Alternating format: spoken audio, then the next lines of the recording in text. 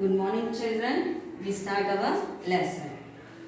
Yeah, we have learned about the tree as a habitat, pond as a habitat, and our house as a habitat. Now, the plants which are living or growing on the land, it may be the forest, field, okay, or on the land, okay, or where on the trees or our houses. All these are called terrestrial habitat. The organism which are living or growing the plants in the forest, field or tree or our houses, this type of habitat is known as terrestrial habitat. Okay. So again the terrestrial, we can divide the terrestrial animals and the terrestrial plants. The plants which grow on the land, are called terrestrial plants. Example, you can see the mango, neem, jasmine or hibiscus, sunflower, all these are growing. Okay, they are growing on the land. So this is known as the terrestrial plants. And the terrestrial animals means which are living on the land. It may be the forest, it may be the jungle, or it may be the some of the lands, okay, mountains or wherever it is. So these animals are known as terrestrial animals. So they have the different adaptations. Okay, the animals which are living in the water and the animals which are living on the land, they have the different adaptations. Changes will be there. Some changes will be, we can see some of the variations in them. Okay, and see here, compare the water plants with the land plants. We can compare it. Okay, it is a terrestrial plants, terrestrial plants and the aquatic plants. Aquatic plants. See here, stem. Stem. What is the differences between the stem here? It is the hard, woody stem we can see. Hardy, woody and the, okay, they have the barks. The stems are very strong. But in this aquatic plant, the stems are hollow and soft. Okay, soft also. And the leaves, we can see the leaves. The leaves are, in the terrestrial, they are very thin. The leaves are very thin and they have the stomata. Yes, they have the stomata on the lower layer of the leaf. But in the aquatic plants, the leaves are very smooth, and they have, in some of the plants, in some of them they don't have the stomata. In some of the aquatic plants they don't have the stomata. Okay, they don't have the stomatas. Next, root here. The roots are very strong. They go underground, and they give the strength to the plants. To fix the plant. Okay, but in this, some are floating. Some roots are floated and they are fibrous. Okay, they are fibrous and they float. Okay, they float.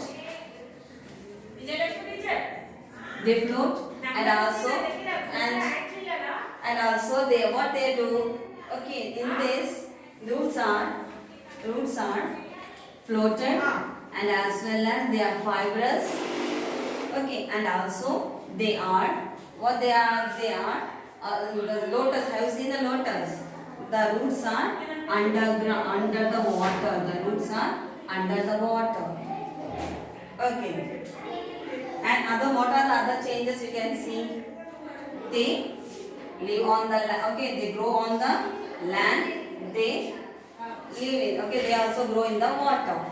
Okay, these are the other differences we can see in the plants and animals. That is, in the plants only, in the terrestrial and the aquatic. Okay.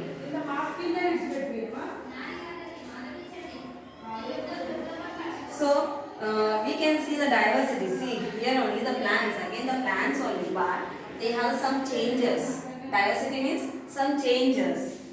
We can see some of the changes in the plants itself. The same plant only we can see. They have the, what we can say that they are the plants. The diversity means change. Diversity means change. Change. You can see the changes in between the plants itself. If you take the jasmine, or if you take the, okay, you can take the jasmine or hibiscus. Hibiscus. What happens? We can see some hibiscus flower. They are same type, but we can see the flower may changes. It may be the big or small, or the color may be changes. It may be changes. Some of the colors may be. We can see the flowers or the leaves may be changes. The color may be changed. The size may be changed. So in the species only we can see some of the changes. Take the example of the human beings. We are all human beings, but we have some changes in our body. Okay, some are short, some are tall, some are black. Okay, color changes. Some are fair, some are dark. Like this, we can see the changes in the human beings also. Okay, in the plants and in the animals also, we can see the diversities. There is a change in each and every organism. If you see the lion or tiger, anything, in the lion also we can see the differences. All the lions are not same. They have some changes. If you take the zebra, so they have also, we can see that when you observe that zebra, all the lines are same, but their lines are not same. They always differ. So that's why we can see the diversity in each and every organism, and also diversity of habitat in, and also we can see the diversity in the habitat. Some are living on the land, some are living in the water, some are living on the trees. Like this, they have the different. Okay, they have a different habitats. There also they are showing some are living under the ground, or some are living in, okay, some of the organisms are living on the trees, some are living on the water, in the water, some are living on the, okay, like that we can see there are the differences in the habitat also. So we can see the coastal areas. You know what is meant by coastal areas? Where the seas are there. You can see that Vishakhapatnam, like these areas, or Rayalaseema, whatever it is, coastal areas. These coastal areas, what happens, Rayalaseema or the coastal regions, they contain more coconuts, trees, and also they have the mangroves. They have the more mangrove trees. So we have the mangrove trees in the Telangana. No, they don't have the. In Telangana, there is no mangrove trees. Where compared to the coastal regions, in Telangana we don't have the more mangrove trees. We have the mangrove, neem, like that we will grow. In this area, we can see the differences in the plants, the habitat. Some of the plants will live in the desert areas. The same desert plants will live in here. So the deserts, desert plants, we can see the desert plants also. What are the cactus, acacia, aloe vera. Okay, all these are desert plants. They require very less water. They require very less water compared to the jasmine, mango tree. All require the more water. Compared to this, it requires very less water. Okay, and also that's why they are in the desert. What we see more among, okay, we can see the sand only, and the availability of the water will be very less. So some of the changes will be happened to adopt these regions. Okay, so these desert plants, and also we can see the camels in the desert. Why they can? So we can call it as the ship. Ship of the camel. What we call as ship of the desert we call. Why they can withstand the extreme temperature here. Here it is very hot in the Rajasthan. Okay, that is in the desert area. So they can live here. But other animals, they cannot live in the desert area. The availability of the food also very less, and the availability of the water also very less. So that they cannot. Okay, they cannot adopt this. So only the camel can adopt this niche and they can live in the desert area.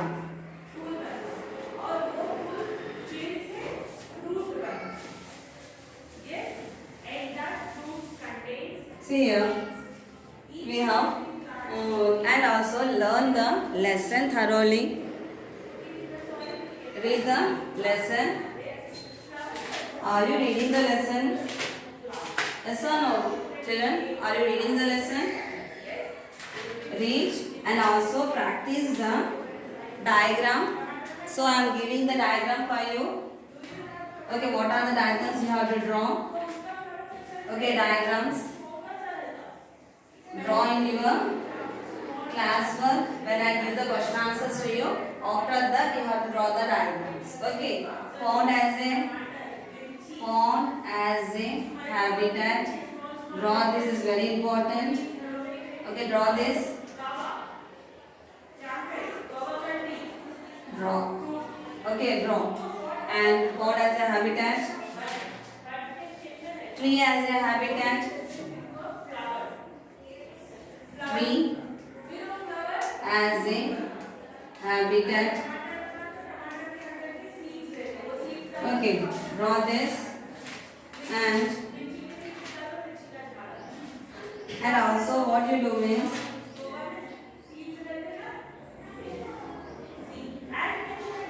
draw this hydrilla. Draw this hydrilla. Can you see this? Yeah, you are able to see this. Hydrilla you have to draw. Hydrilla.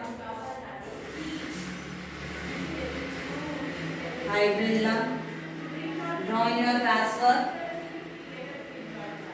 Valsinaria. It is a water plant, ma. Hydrilla and the Valsinaria are water plants. Valsinaria. Valsinaria.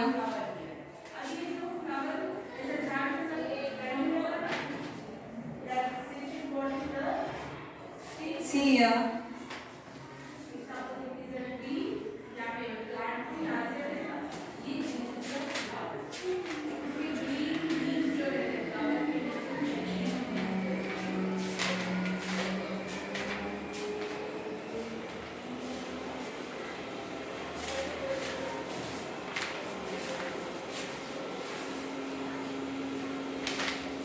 And write the points.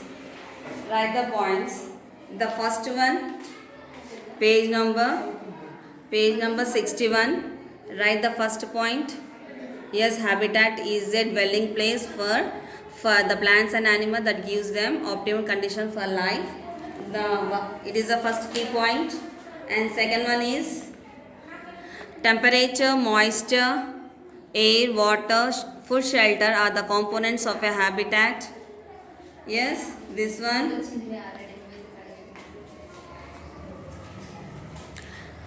And habitats are specific to the particular organism living there.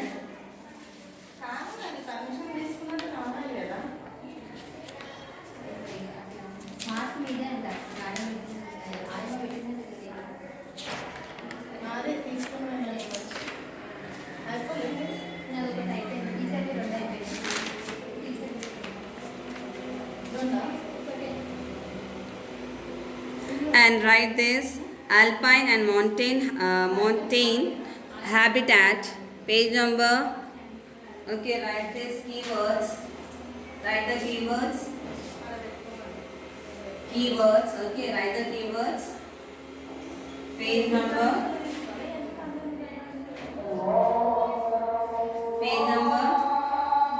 54 at the. Okay, you can see here. There is a box at the.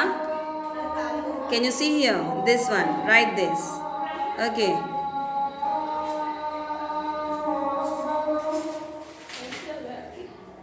Coral tree, desert and page number 57. Desert and scrublands are landscape that have scale precipitation.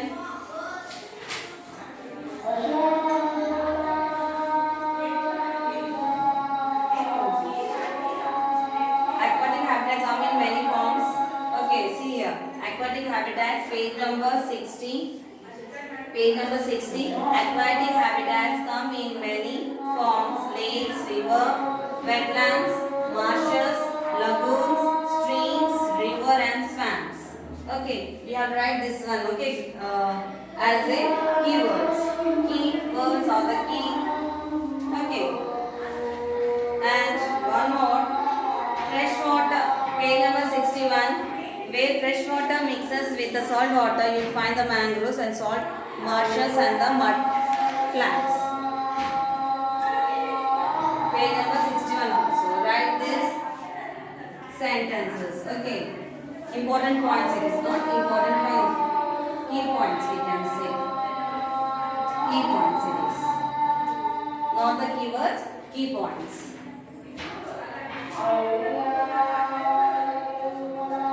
So we have completed our 6th lesson and draw this and learn. Okay, once you read the lesson, okay, once you read the lesson thoroughly and you can understand the lesson. Thank you, children.